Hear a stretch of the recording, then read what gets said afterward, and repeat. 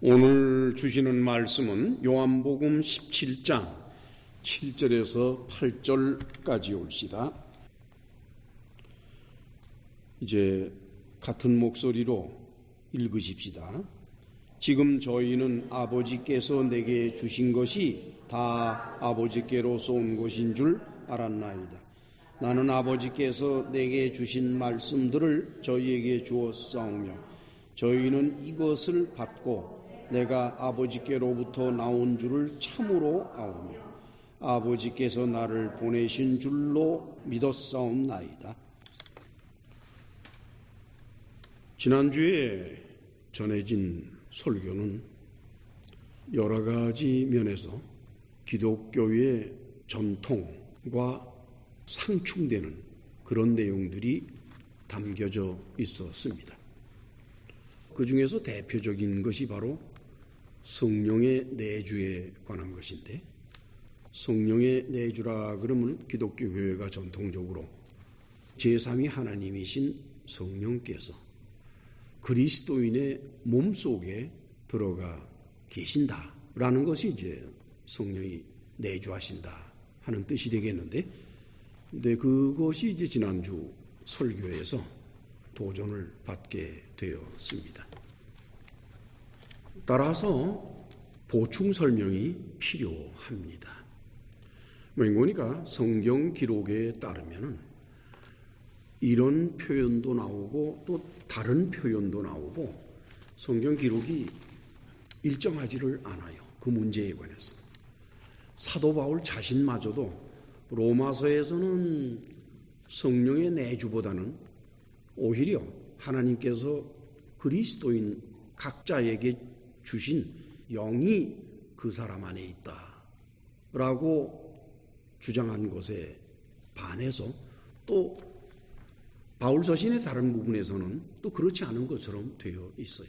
지금 제가 말씀드리는 것은 한글로 번역된 성경을 말하는 것이올시다.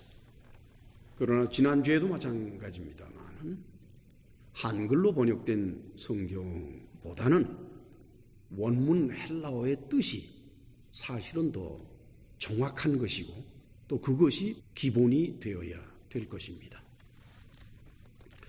번역이라는 것은 언제나 그 시절의 문화와 또 그 시절의 번역자들이 갖고 있는 사상, 또 번역자들이 속해 있는 기독교 단체에서의 어떤 원칙, 이런 등등 여러 가지 부수적인 것들에 의해서 번역은 그 모양을 달리하도록 되어 있습니다.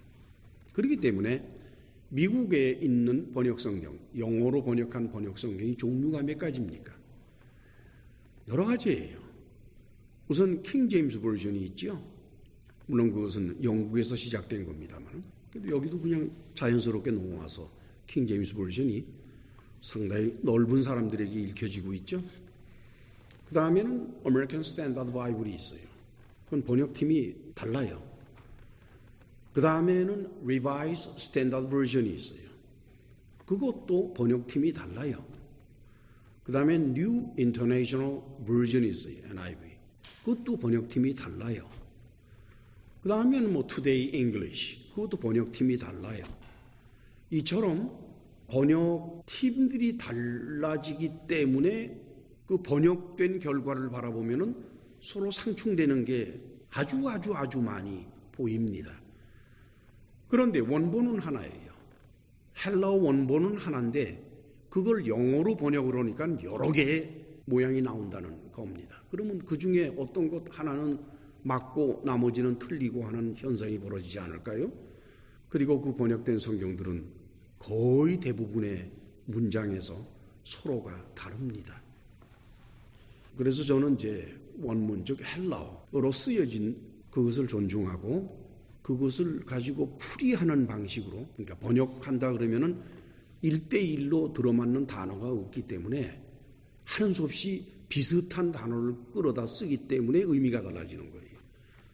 그러지 말고 1대1로 단어로 번역한다는 생각을 하지 말고 풀어버리면은 explain, 설명을 해버리면은 그러면은 전체적인 뜻이 틀리지 않고 바르게 전해질 수 있는 겁니다. 지난주에 설교된 강의에서 우리는 몇 가지 사실에 대한 이해를 갖게 되었죠. 첫째, 인간은 이 세상에 태어날 때 육체와 혼으로 구성되어서 태어난다는 것입니다. 육체는 사락스, 혼이라고 번역된 것은 푸시케. 물론 누차에 걸쳐서 그런 말씀을 합니다만 사락스가 우리가 생각하는 육체이냐 꼭 그렇지만은 않을 것이고, 또 푸시케가 우리가 생각하는, 즉 동양에서 생각하는 혼을 말하는 것인가 꼭 그렇다고 볼 수는 없습니다만, 그러나 한국 사람이 사용하는 단어 가운데 가장 그래도 비슷한 뜻을 갖는 단어가 혼이니까 푸시케는 혼이다 이렇게 보고, 또 육체니까 사락스는 육체다 이렇게 보는 겁니다. 이러한 상태를, 즉 육체와 혼만으로, 즉 사락스와 푸시케만으로 구성되어서 세상에 태어나는 것을 하나님의 아들 예수께서는 뭐라고 말씀하셨는구니? 아래에서 나는 것이라 그래서. 모든 인간은 이런 상태로 세상을 살아갑니다. 그런데 세상을 살아가면서 필요한 일은 다 해요. 즉 푸시케와 사락스만 있으면은, 혼과 육체만 있으면은 다 해요. 육체적인 활동도 다 하고 지적인 활동도 다 합니다. 과학자들이 엄청난 이론을 발견하는데 또 다른 것에 도움이 필요치가 않아요. 푸시케만 있으면 돼요. 또 음악가가 뛰어난 작곡을 해도 그렇고, 또 작품을 쓰는 문학가가 뛰어난 작품을 쓴다 해도 푸시케만 있으면 되는 겁니다. 그런데 문제는 이러한 상태로는, 즉 푸시케와 사락스, 혼과 육체만 가진 상태로는 하나님 나라에 들어갈 수가 없다는 게 이제 문제가 돼요. 성경 전체에서 그러면 하나님 나라에 못 들어간다고 말한 분이 누군가니? 예수님이에요. 하나님의 아들이 그 말씀을 하셨어요. 하나님의 아들 이전에는 그러한 말을 한 사람은 구약 성경을 아무리 뒤져봐도 없어요.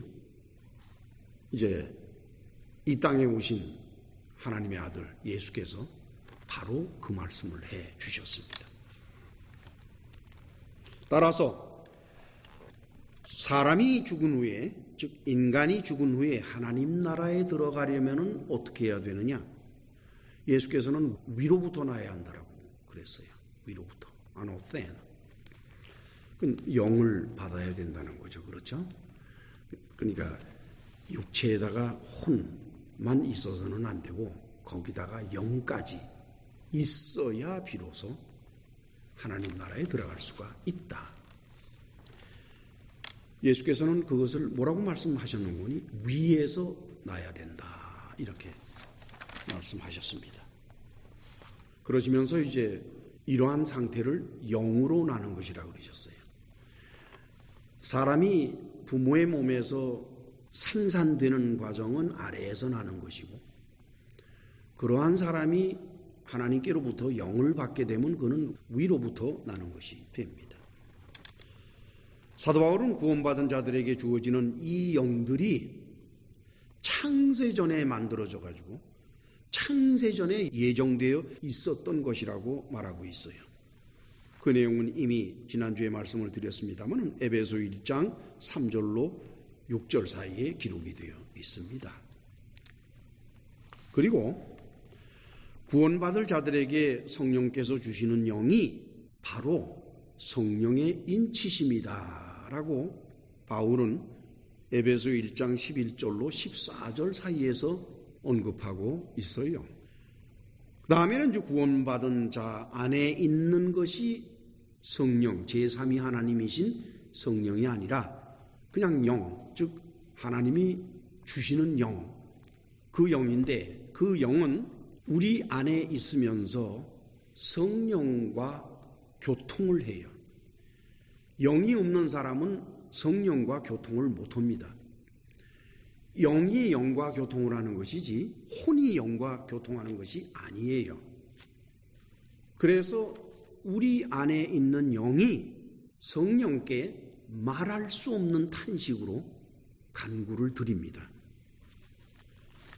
그것이 바로 로마서 8장 26절로 27절 사이에 기록되어 있는 것인데, 유감스럽게도 한글 번역은 그 영을 전부 성령으로 번역을 해버렸어요. 원문은 성령이 아닌데 번역상에 전부 성령으로 번역을 해놨기 때문에 한글 번역을 읽는 사람들은 제3위 하나님 성령이 우리 안에 있어서 말할 수 없는 탄식으로 아버지 하나님한테 간구하는 것처럼 돼 있어요. 하나님이 하나님한테 간구하는 게 가능한 얘기일까요? 또 삼위일체 하나님은 하나인데 뭐 또 그렇게 따로 서로 다른 것처럼 놓고서 간구를 해야 되겠습니까? 그렇죠? 참으로 이상한 하나님이 한글 번역상에는 나타나 있는 것입니다. 자, 이처럼 구원받은 자 안에 있는 영이 하나님께서 창조하신 것으로서 하나님께서 주신 것이기 때문에 예수께서는 그 영을 받은 자들을 하나님의 것이라고 지난주 본문에서 말씀을 하셨어요. 제자들이 왜 하나님의 것이냐? 하나님이 만드신 그 영이 이 사람에게 들어갔기 때문에 하나님의 영이, 하나님의 소유인 영이 이 사람에게 들어갔기 때문에, 그래서 이 사람은 하나님의 소유가 되는 거예요. 그래서 그리스도인은 하나님의 소유가 되는 겁니다. 만약에 그 사람에게 영이 들어가지 않았다 그러면은 그 사람은 하나님의 소유가 될 수가 없어요. 따라서 성령의 내재라고 하는 기독교 교회가 전통적으로 생각해온 그 성령의 내재는 제3위 하나님이신, 삼위일체 하나님에서 제3위 하나님이신 성령께서 사람 안에 들어가 계신 것이 아니라 하나님께서 주신 영이 사람 안에 있어서 그 영이 성령과 같은 상태, 즉 같은 영들이니까, 그렇잖아요. 같은 상태의 영으로 같은 같은 상태가 되었기 때문에 결국 성령의 내주, 즉 성령께서 우리 안에 계신 것으로 해석이 되는 거예요. 무슨 말씀인지 이해 가시겠죠? 그런데 흔히 신학적으로 성령께서, 즉 제3위 하나님이신 성령께서 그리스도인 사람 안에 계시다라는 것을 뒷받침하는 것으로서 사용하는 성경 말씀이 있어요.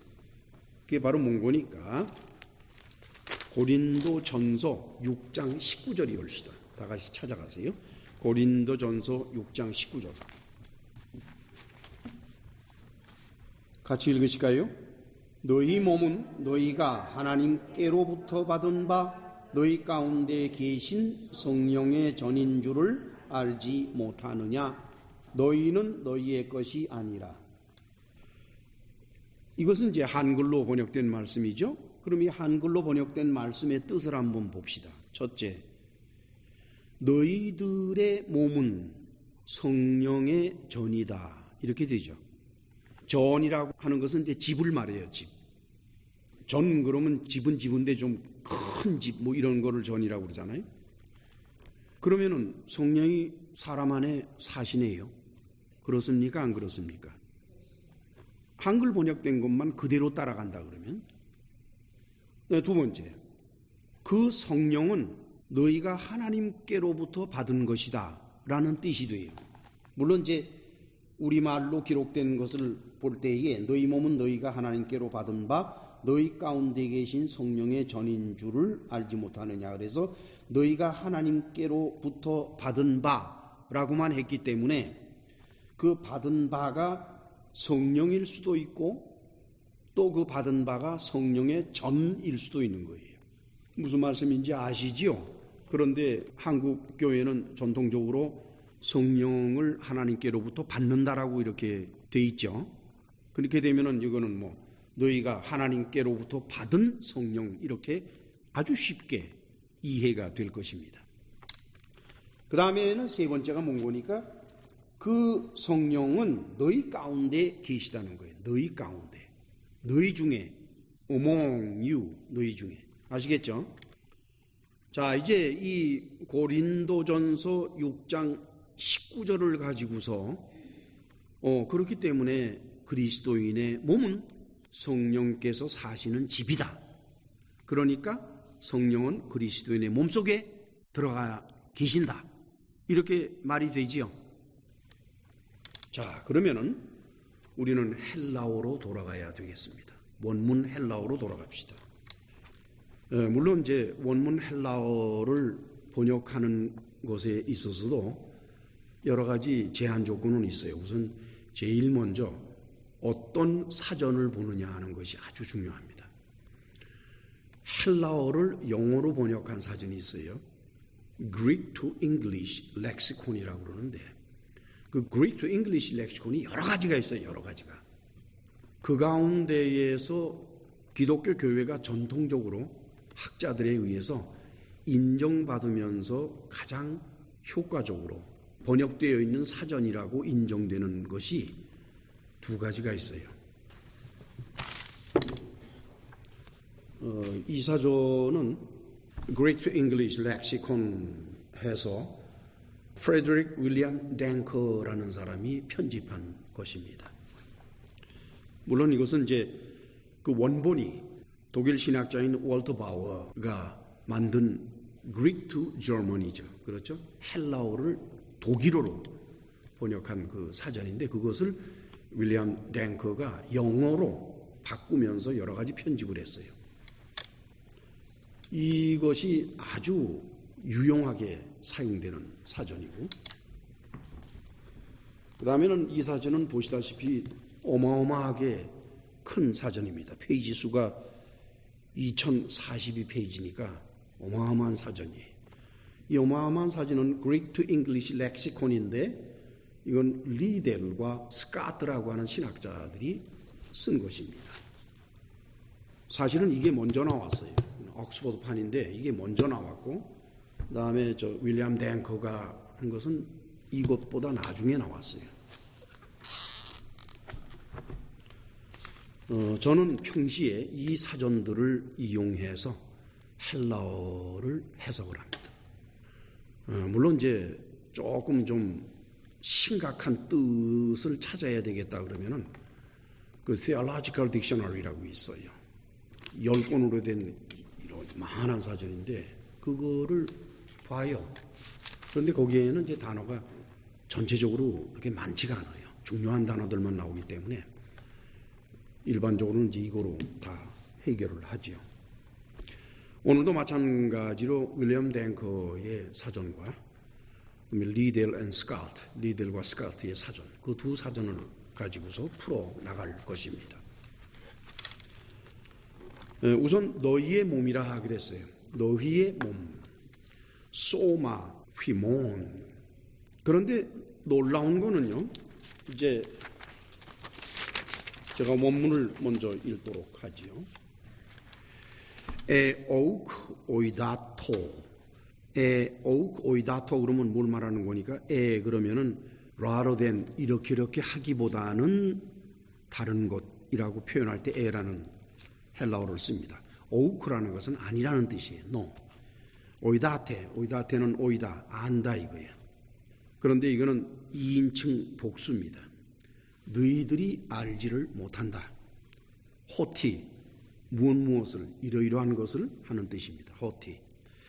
토소마 휘몬 그랬어요. 토소마 휘몬. 휘몬은 복수예요. 복수. 그런데 토소마는 복수가 아니라 단수예요. 여러분들의 몸 그럼 어떻게 돼요? 여러분도 숫자만큼 있죠, 몸이. 그렇습니까? 안 그렇습니까? 근데 여기서는 단수예요. 여러분들의는 복수인데 몸은 토소마에서 단수예요, 단수. 하나예요, 몸이. 따라서 이 몸은 그리스도인들 한 사람의 몸을 말하는 게 아닙니다. 그리스도인들이 전부가 모여서 만들어낸 몸을 말하는 거예요. 그래서 단수를 썼어요. 그렇죠? 그것이 나오스 토엔 휘민 하기오 부뉴마토스 에스틴 이랬어요. 그것은 나오스다. 이게 나오스라는 건 집을 말합니다. 우리말로는 전이라고 또 심지어는 성전이라고까지 번역을 하는데, 그렇게 함부로 성자를 거룩하다는 말을 함부로 쓰는 것은 아니에요. 그저 나오스라 그랬으면 집이라고 번역하면 그게 제일 정직한 번역이에요. 성전이 아니에요. 나오스는 집이에요. 그런데 하기오, 나오스 하기오 또는 하교스, 그러면 이제 성전이 돼요. 거룩한 집이다 이렇게 되지. 자, 이렇게 된다 그러면 이제 하나씩 살펴보게 되면은 너희의 몸이, 그러니까 여러분들의 몸이 하나이기 때문에 그 하나인 것은 바로 뭐냐? 그게 나오스 집인데, 그것은 뭘 의미하는 거니? 그리스도인들이 한테 다 모여서 구성하는 하나의 소마, 몸이 있다. 이게 소마가. 그 영적인 몸이겠죠. 그렇죠? 소마가 있는데 그게 바로 집이라는 거예요. 나오스라는 거예요. 그런데 이 집은, 이 나오스는 뭐냐? 바로 토우 하기오우 푸니마 토스라는 거예요. 거룩한 영, 그러니까 성령이죠. 거룩한 영의 소유격이거든. 집이다 이게. 거룩한 영의 집이다.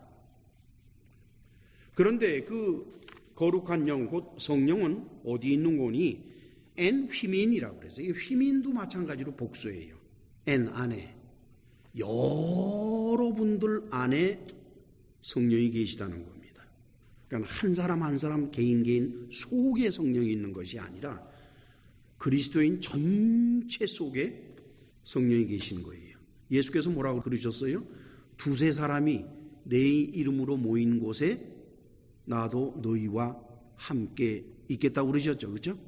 그거나 똑같은 상황입니다. 뭐 들어가고 나가고 아니냐 바뀌냐는 뜻이 아니라, 어몽 너희들 중에, 여러분들 중에 성령께서 계신다 이렇게 되는 겁니다. 즉 성령이 거하실 이 집은 그리스도인 한 사람 한 사람의 몸을 개별적이고 독립적으로 말하는 것이 아니라 모든 그리스도인들이 합하여 만들고 있는 하나의 몸을 말하는 것이라는 겁니다. 놀라웠게도 사도 바울은 이 몸을 하나님이 거하실 처소라고 에베소서에서 이미 밝혔어요. 우리 다 같이 에베소 2장 20절로 22절을 찾아갑시다. 같이 읽으십시다. 너희는 사도들과 선지자들의 토 위에 세우심을 입은 자라. 그리스도 예수께서 친히 모퉁이 돌이 되셨느니라. 그의 안에서 건물마다 서로 연결하여 주 안에서 성전이 되어가고 너희도 성령 안에서 하나님의 거하실 처소가 되기 위하여 예수 안에서 함께 지어져 가느니라. 마치 그리스도인 한 사람 한 사람이 벽돌이 돼가지고 그 그리스도인들 한 사람 한 사람이 다 모일 때 그게 바로 하나님이 거하실 처소가 된다는 거예요. 처소가 되기 위해서 우리는 지어져 가는 겁니다. 그렇죠? 무슨 말씀인지 아시겠죠? 이미 사도 바울은 성령께서 거하시는 곳이 그리스도인 개개인 한 사람 한 사람의 속이 그 안에 거하시는 것이 아니라 그리스도인들이 모여서 하나님이 계획한 숫자가 있을 것 아니에요. 그 숫자가 다 이루어지면은 비로소 이제 하나님의 거하실 처소가 완성이 된다는 거예요. 아시겠죠? 자, 그렇다면 고린도전서에서 너희 몸은 너희가 하나님께로부터 받은 바 그랬단 말이에요. 하나님께로부터 받은 게 뭐냐? 성령일까? 전일까? 그렇게 되는 거예요. 자, 그러면 원문을 보겠습니다.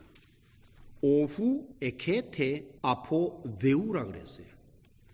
아포데우라고 하는 것은 하나님께로부터라 그랬는데 우리말로 번역상에는, 그런데 이 아포라는 뜻은 어디로부터 정도가 아닙니다. 오리진이 거기라는 거예요.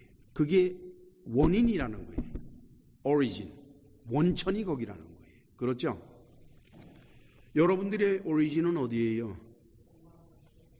한국이죠. 뭐 우리가 미국에 와서 살지만은 우리의 오리진은 어디입니까? 한국이잖아요. 한국에서 왔기 때문에 우리는 한국 사람이 우리의 오리진, 원천입니다. 그러니까 미국에 살아도 우리가 한국 사람인 이유가 바로 거기에 있는 거예요. 오리진이 거기이기 때문에. 무슨 말씀인지 이해 가시죠?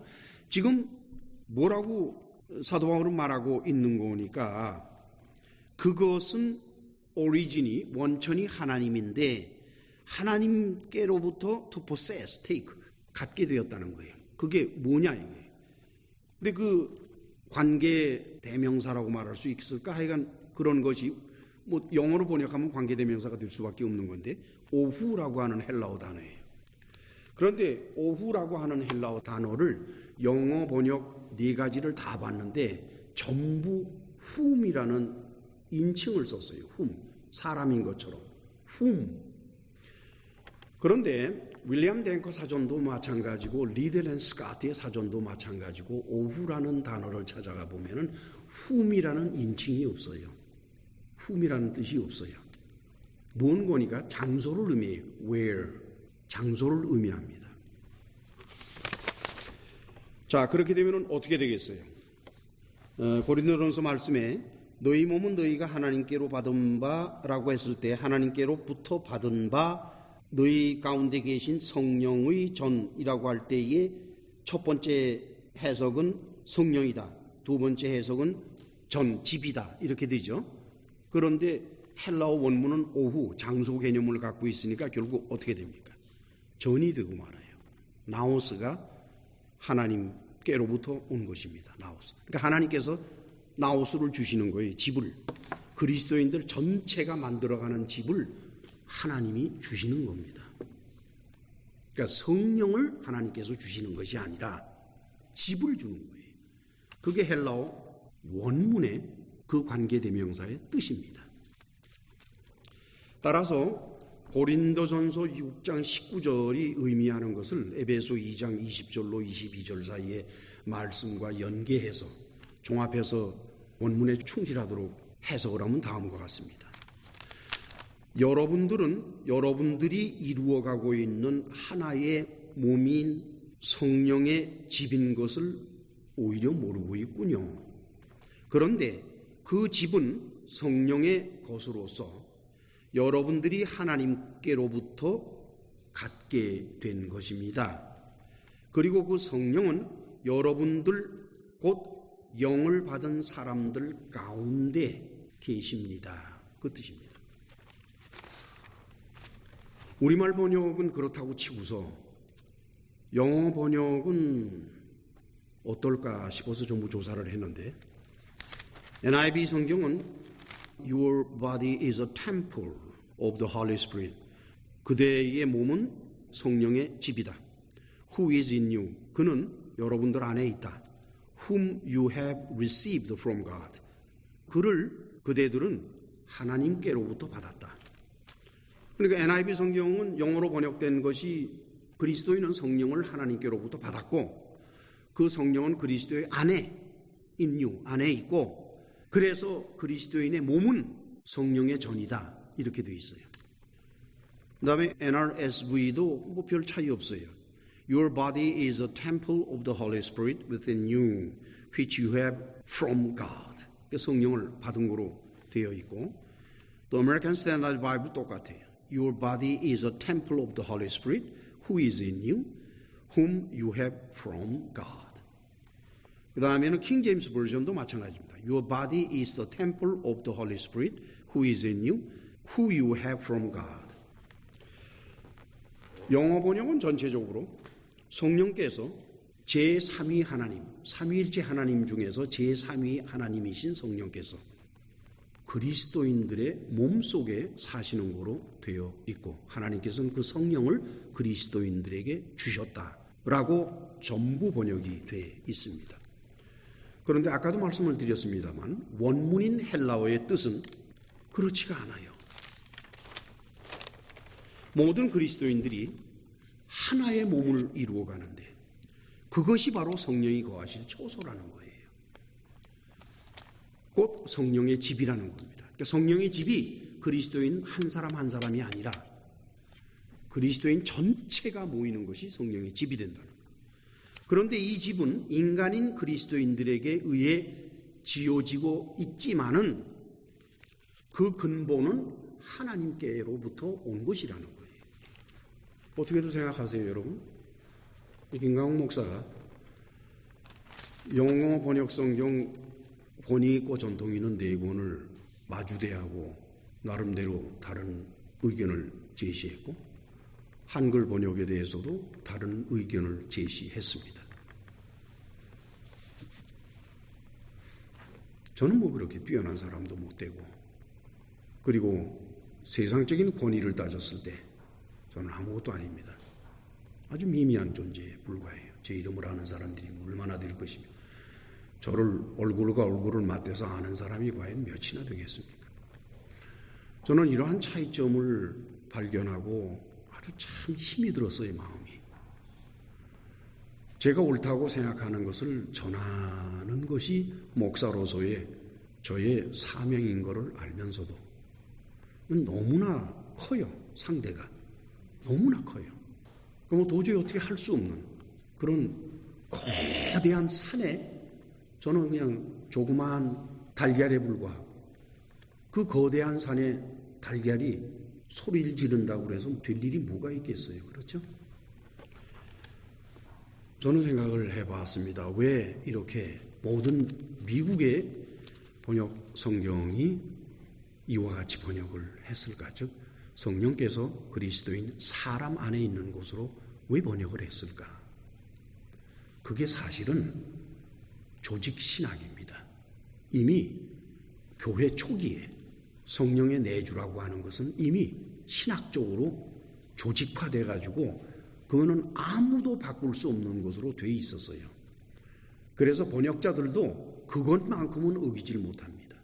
다른 것은 개인의 의견이 들어갈 수 있을지 몰라도 교회가 신학적으로 골든 룰로 정하고 있는 것은 절대로 손을 못 대도록 돼 있어요. 그래서 그들은 조직 신학의 지배하에 있으면서 번역을 했기 때문에 그 이상 다른 방향으로는 아마 고린도전서 6장 19절을 번역할 수는 없었겠다. 저는 이렇게 봅니다. 그렇습니다. 이들 공인되고 권위 있는 번역과 다른 방향의 번역을 제시하고 있는 저의 입장에서 왜 그럴 수밖에 없었느냐 하는 것은 종합하면 다음 2가지 때문입니다. 토소마 휘몬 나오스 에스틴이라고 했을 때 토소마, 몸이 나오스, 집이다, 에스틴, 이다 이렇게 되는 거예요. 그러니까 몸이 집이다. 소마 나오스 에스틴. 근데 그 소마는 뭐냐? 휘몬, 여러분들의 몸. 여기서 소마가 복수가 아니라 단수기 때문에 만약에 그리스도인들 한 사람 한 사람 한 사람의 몸이 성전이라면은, 성령이 거하시는 초소라면은 어떻게 돼야 되는 거니? 토소마타. 그래서 제가 이 원고에다가 그림을 그렸어요. 동그랗게 그림을 그리고, 둥그란 원인데 원 속에 이제 그 집이란 말이에요. 그 원이 집이고 그 속에 점이 많아요. 점점점점점. 그 점은 뭐예요? 하나하나가 다 그리스도인들 한 사람 한 사람 한 사람이에요. 그리스도인 한 사람 한 사람이 다 모여서 집을 이루고 있다. 거기에 이제 성령께서 계시는 거예요. 둘째로는 뭔 거니까 오후 에케 데 아포 데우라고 해서 윌리엄 댕커는 이 오후라고 하는 단어를 뭐로 번역을 했는 거니? A position in space, 어떤 공간에서의 장소를 의미해. 그러니까 영어 관계대명사를 쓰면은 where가 돼요. where. 그 다음에는 2번째 의미가 situation or set of circumstances, 어떤 사람이 처해져 있는 입장을 말할 때 오후라는 단어를 써서 그것도 마찬가지로 영어로 하면 where가 됩니다. 또 리델과 스카트의 사전에서는 이 오후라고 하는 것은 아주 짤막한 2줄만 나와 있어요. 윌리엄 댕커가 여러 줄을 가지고 설명한 것에 비해서 리델과 스카트는 딱 2줄로 이렇게 그냥 직선적으로 풀었는데 그거는 where입니다. where라고 했어요. 이 윌리엄 댕커의 사전과 리델과 스카트의 사전, 그 2개의 권위 있는 사전의 차이점은 뭔 거니까 리델과 스카트는 이렇게 볼륨이 큰 책을 썼지만은 그 사람은 단어를 설명을 안 했어요. 이 사전에서는 단어가 설명되어 있지가 않고 헬라어 단어를 영어로 번역한 것이 1대1로 대치되도록 되어 있어요. 그런데 윌리엄 탱커의 사전을 제가 사랑하고 즐겨 쓰는 이유는 윌리엄 탱커는 헬라어 사전의 뜻을 풀이했어요. 뜻을. 영어 단어로는 이거다. 단어 하나로만 이렇게 표기가 되는데 그 뜻은 이러이러한 것이다 라는 것을 영어로 길게 설명을 했기 때문에 그 단어의 본래의 뜻을 아는데 너무나 좋습니다. 그래서 저는 윌리엄 탱커의 사전을 주로 사용해요. 자, 이제 저는 제 설교를 듣는 모든 이들 앞에 참 말도 안 되는 도전을 놓았습니다. 거대한 산 앞에 던져지는 조그마한 계란과 같은 제 자신의 깨달음. 그것이 옳고 그른 것은 이 설교를 듣는 분들이 판단할 것입니다. 그리고 거기에는 제가 성령께서 역사하십시오라고 하는 말을 못하겠어요. 왜냐? 성령께서는 이미 성경 번역에서도 역사를 하셨고 모든 교회에서도 성령께서는 역사를 하시는데 뭐 김강욱 목사 의견에만 성령께서 역사하신다는 건 말도 안 되는 소리예요. 저는 다만 하나님의 이름을 빌리지 않고 이 설교를 듣는 분들의 이성, reason, 이성에 호소를 하는 겁니다. 여러분들이 이성적으로 reasonable하게 생각을 했을 때 원문을 바라보고 판단을 했을 때 과연 그 번역은 어떻게 되어야 옳은지 우리가 처해 있는 모든 입장 생각하지 말고 우리가 처해 있는 속해 있는 교단 생각하지 말고 기독교가 2000년 동안 살아온 그 모든 역사를 다 생각하지 말고 오직 reason만 가지고서 이성만 가지고서 판단해 주십사 하는 그런 것이 옳시다. 자, 이제 우리는 오늘의 본문을 강의에 들어갈 것입니다. 자, 이제 우선 요한복음 17장 7절만 같이 읽읍시다. 지금 저희는 아버지께서 내게 주신 것이 다 아버지께로서 온 것인 줄 알았나이다. 지금 저희는 아버지께서 내게 주신 것이 다 아버지께서 온 것인 줄 알았습니다. 여기 이제 우리말 번역상에는 아버지라고 이렇게 번역을 했는데 그 원문에는 이게 당신이에요, 당신. 그리고 영어 번역도 you로 번역을 해요. 그런데 한글에서, 한국말에서 아버지를 당신이라고 부르면 어떻게 돼요? 미국에서는 아버지를 you라 그러죠. 그래요, 안 그래요? 이게 바로 언어 문화의 차이라는 겁니다. 성경 번역은 그 민족의 언어 문화의 지배를 받고 있어요.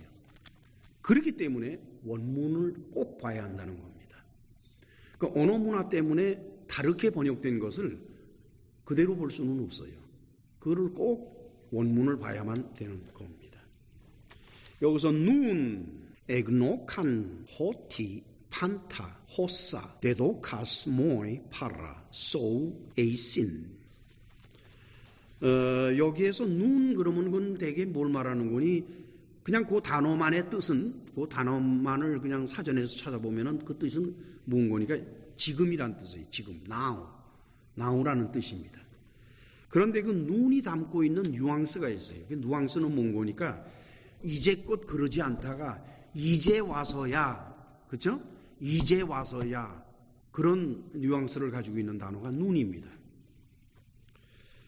그 다음에 에그노칸 그러면은 기노스코 해서 이제 안다는 거예요. 아는 건데 이거는 3인칭 복수고 호티, 판타, 호사. 이 호사라 그러면 이제 호도스에서 as much as 뭐 아는 만큼, 이만큼, 그만큼 하는 뜻이고 그 다음에는 데도카스 그럼 디돔이 준다는 건데 그것은 2인칭 단수고 그 다음에 모이 이거는 에고 나라는 뜻이고 그 다음에는 이제 파라소 에이신 그러면 이제 파라는 마찬가지로 근원을 말하는 겁니다.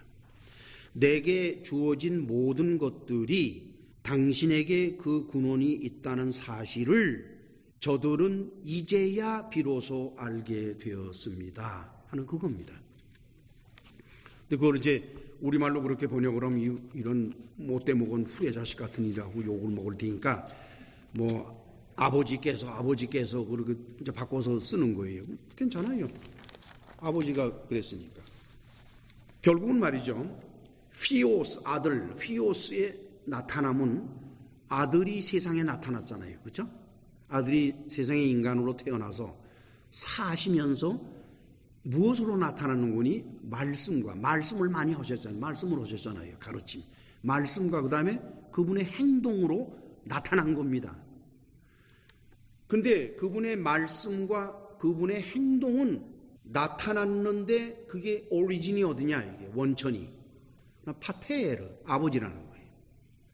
그러니까 나를 본 자는 아버지를 본 겁니다. 왜냐하면 나의 모든 것들이 원천이 아버지에게 있기 때문에 그걸 한번 생각을 해보세요. 그게 뭘 의미할까? 예수께서 공생애를 시작을 하실 때 그때는 이제 세례 요한에게서 세례받은 다음이잖아요. 그리고 뭐 기록상으로는 3년 내지 3년 반이라고 그러는데 그 연수는 뭐 그렇게 중요한 건 아닙니다. 그 기간 동안 그리고 이제 지금 이 말씀을 하시는 때가 마지막 유월절 만찬이 끝이 나고 그 자리에서 식사 다 끝난 다음에 그 자리에서 했기 때문에 그러면 눈이란 단어가 들어갔기 때문에 그때까지 전부 다입니다. 그때까지. 그러니까 당신이 공생애를 시작해서 제자들을 구하고 그 제자들과 함께 살면서 말씀하시고 행동하는 그 모든 것들, 뭐 기적을 일으키거나 뭐 이런 등등 모든 것들이 이제 유월절 마지막 만찬에서 끝이 나는 거예요. 끝이 나는 그때까지 모든 것이 전부 아버지 하나님에게 근거를 두고 있다는 사실을 제자들이 비로소 깨닫는 거예요. 그러니까 3년 내지 3년 반 동안 자기 선생님을 따라다녔지만은 몰랐던 거예요, 그거를. 그러다가 이제 마지막 만찬에서 비로소 깨닫는 거예요. 아버지 하나님께로부터 그렇게 오셨구만. 그죠? 기적의 옵니다. 그 다음에 요한복음 17장 8절을 같이 읽으실까요? 나는 아버지께서 내게 주신 말씀들을 저희에게 주었사오며 저희는 이것을 받고 내가 아버지께로부터 나온 줄을 참으로 아오며 아버지께서 나를 보내신 줄도 믿었사옵나이다. 호티 타 레마타 하 에도카스 모이 데도카 autois kai autoi elabon kai egnosan alethos hoti parasou exelton kai epistiusan hoti sume apesteilas 이렇게 돼 있어요. 여기서도 말이죠. 보면은 이제 그 레마타 그래서 그 레마예요. 레마라 그러면은 보통 하나님의 말씀을 레마라 그러는데 레마는 사람이 말하는 거 있죠. 누구든지 다 레마를 말할 수가 있어요. 그런데 그 호티타 레마타가 말이죠. 호스 디돔인데 에고 나에게 주어졌다 이게 나에게. 그리고 데도카 아우토이스 그거는 이제 그것을 저들에게 줬다. 예수께서는 뭐라고 말씀하시는 거니? 레마가 아버지로부터 나한테 주어졌기 때문에 아들은 그 레마를 제자들에게 주었다는 겁니다. 만약에 아버지가 레마를 주지 않았으면은 말씀을 주지 않았으면은 아들은 제자들에게 아무것도 줄 수가 없다는 거예요. 그러니까 예수께서 하신 모든 말씀은 인간적인 말이 아니라 뭡니까? 하나님의 뜻이요, 하나님의 말씀이라는 거예요. 그것이 이제 간접적으로 이렇게 표현이 되는 거예요. 카우 아우토이 엘라본 카이 에그노산 기노스코 알았다 이거죠. 알레토스 진실로. 그래서 그들이 그 말씀을 엘라본했다 이거예요. 그러니까 람바노 자기 것으로 만드는 거예요. 설교를 듣더라도 이 람바노 하지 않으면은 소용이 없어요. 그냥 귀로 듣고 귀로 흘러버려서 가버려요 그대로. 근데 그 설교를 듣고 그거를 새겨서 나의 것으로 만들잖아요. 그래서 내 마음 안에 따로 모래같이 분리된 그런 것이 아니라 이 반죽같이 섞여버린 그런 상태로서 그 말씀이 들어와 자리를 잡으면은 그게 바로 람바노예요. 받아들였다 하는 것이 됩니다. 그러고 나서는 기노스코 알았는데 알레토스, truly, really, 진실되게 알았다. 무엇을? 호티, 파라소, 당신으로부터 엑세로코마에 왔다 이게. 카이 피스티오신 호티 수메 아포스텔로, 아포스텔로 그러면 파견하는 걸 말해요. 당신께서 나를 파견한 것으로서 그들이 믿게 되었다. 이런 겁니다. 자, 이것을 우리말로 이렇게 알아듣기 쉽도록 구성을 하면 다음과 같습니다. 당신이 내게 주신 레마를 이들에게 내가 주어왔다는 것을 이들이 알게 되었습니다. 여기서 이들은 제자들이에요. 그리고 그들이 알게 된 선에서 머문 것이 아니라 이들이 그 레마를 받아들였습니다. 이렇게 되는 거예요. 이게 중요한 거예요. 받아들였다. 또 내가 당신으로부터 나오게 되었다는 것을 진실로 이들이 알게 되었다는 거예요. 왜? 그들이 예수께서 전하신 레마, 말씀을 들으면서 또 그걸 마음에 받아들이면서 아, 이분은 하나님께로부터 오셨구나 하는 것을 알게 되는 거예요. 그렇죠? 그리고 그러한 지식이 결국 당신이 나를 파견하게 된 것을 믿도록 하는 게 되었다는 겁니다. 여기서 당신은 아까도 말씀드린 것처럼 아버지 하나님이십니다. 자, 이제 7절로 8절 오늘의 본문을 종합해서 예수께서 당신의 아버지께 고한 것이 무엇일까? 그것은 예수님 자신이 제자들에게 그동안 해오신 것하고 또 이에 대해서 즉 예수께서 제자들에게 하신 것에 대한 제자들의 반응 그에 관한 거예요. 그러니까 얼마나 이게 정말 중요한 것인가 하는 거예요. 이거 짤막한 말씀 속에서 첫째, 예수님은 제자들에게 무엇을 해오셨는가? 예수께서 제자들에게 하신 것에 대해서 제자들은 어떤 반응을 일으켰는가? 두 가지입니다. 자, 제자들이 예수께서 하신 것을 바탕으로 알게 된 사실들이 몇 가지가 있는데 첫째, 예수께 주어진 모든 것들은 그 근원이 하나님 아버지이시다 하는 것을 제자들이 알게 됐어요. 두 번째, 예수께서 제자들에게 주어오신 레마 역시 말씀, 레마 역시 아버지 하나님께서 아들에게 주신 것이다. 따라서 그것은 우리가 옳다 그르다 판단을 해서는 안 된다는 겁니다. 인간적으로 주장한 의견들은 얼마든지 비판의 대상이 되고 또 얼마든지 논란의 대상이 될 수가 있어요. 그러나 하나님 아버지께서 주신 것이라 그러면은 그거는 사람이 가타부타 논할 대상이 될 수가 없는 겁니다. 세 번째, 예수께서 아버지로부터 오셨는데 그 아버지로부터 오셨다라고 하는 아포라고 하는 단어 또는 파라라고 하는 단어가 아우로브라는 뜻이에요. 즉 아들 하나님은 아버지 하나님 속에 계셨는데 그 아버지 하나님의 속에서 나오셔서 이 땅에 오셨다는 겁니다. 그거를 이제 제자들이 알게 된 거예요. 그건 모름이 하는 거니까 아들 하나님과 아버지 하나님은 원래가 하나였다는 겁니다. 자, 이렇게 제자들이 알게 된 사실을 바탕으로 그럼 제자들은 어떤 반응을 보였는가? 믿음이라는 반응을 보였습니다.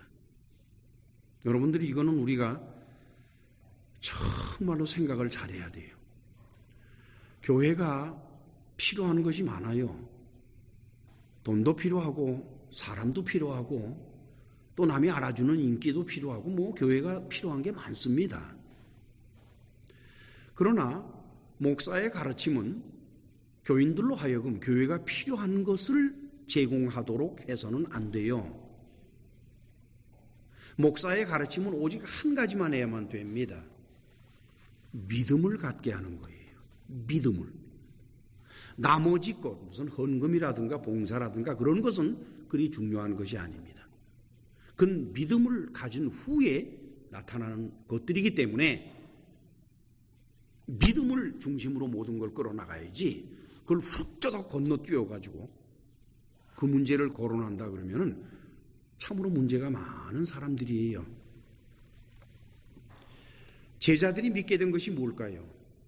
아버지 하나님께서 아들을 파견한 건데, 아버지가 아들을 파견하는 것 자체도 아버지 혼자만의 생각이 아니라는 겁니다.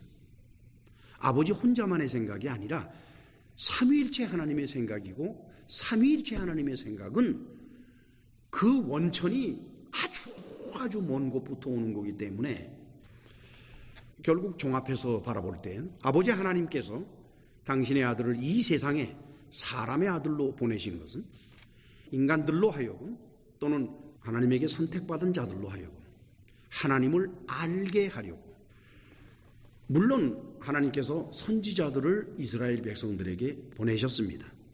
그러나 그 선지자들은 행동보다는 말로 주로 이스라엘 백성을 일깨워 줬어요. 근데 아들은 오셔서 말만 가지고 하시는 것이 아니라 행동으로 배가 고파서 굶주려 있는 자들에게 떡 5개와 물고기 2마리로 배부르게 먹게 하신다든지, 이렇게 행동으로 그렇게 하심으로써 사람들이 예수께서 하나님께로부터 오신 분이라는 것을 믿게 했던 겁니다. 이 믿음으로 사람은 아버지 하나님의 사랑을 친히 받을 수가 있게 돼요. 여러분, 이 믿음이 왜 소중한 거니까, 이 믿음을 가지면은 하나님께로부터 사랑을 받도록 되어 있습니다. 그것이 바로 요한복음 16장 27절에 기록이 되어 있어요. 그 바로 앞에 같이 읽으실까요? 이는 너희가 나를 사랑하고 또 나를 하나님께로서 온 줄 믿는 거로 아버지께서 친히 너희를 사랑하심이니라. 하나님에게 친히 사랑을 받으면 그 결과가 뭐죠? 구원받는 거예요. 구원 복잡하게 생각할 것도 없어요. 구원은 뭡니까? 예수 그리스도를 통해서 하나님을 아는 것으로 시작이 됩니다. 구약 성경을 통해서 하나님을 알 수도 물론 있어요. 그러나 그것만 가지고는 안 돼요. 반드시 예수 그리스도의 십자가를 통해서 우리는 하나님을 알아야만 됩니다. 그걸 아는 것은 구원의 시작이 돼요. 그 다음에는 둘째로 뭐냐? 하나님께서 당신의 아들을 세상에 보내신 것을 믿는 것은 구원의 열매를 맺는 길이라고 하는 것입니다. 아는 것은 구원의 시작이요, 믿는 것은 구원의 열매다. 이것이 오늘의 본문 속에서 하나님의 아들 예수 그리스도께서 구원에 관해서 아주 집약해서 간단하게 주시는 말씀이옵시다. 기도합시다. 전능하시고 자비로우신 하나님 아버지, 참으로 감사합니다. 우리는 구원을 정말로 복잡하게 생각을 하고 어떻게 해야 구원을 받는가 전전긍긍하며 살기도 하고, 그러나 오늘처럼 이렇게 명쾌하게 구원의 길을 알려주신 은혜를 감사합니다.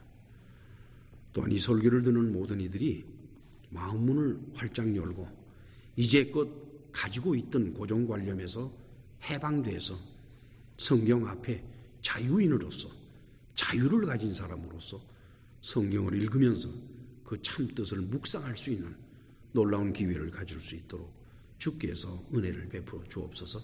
예수님의 이름으로 기도하옵나이다. 아멘.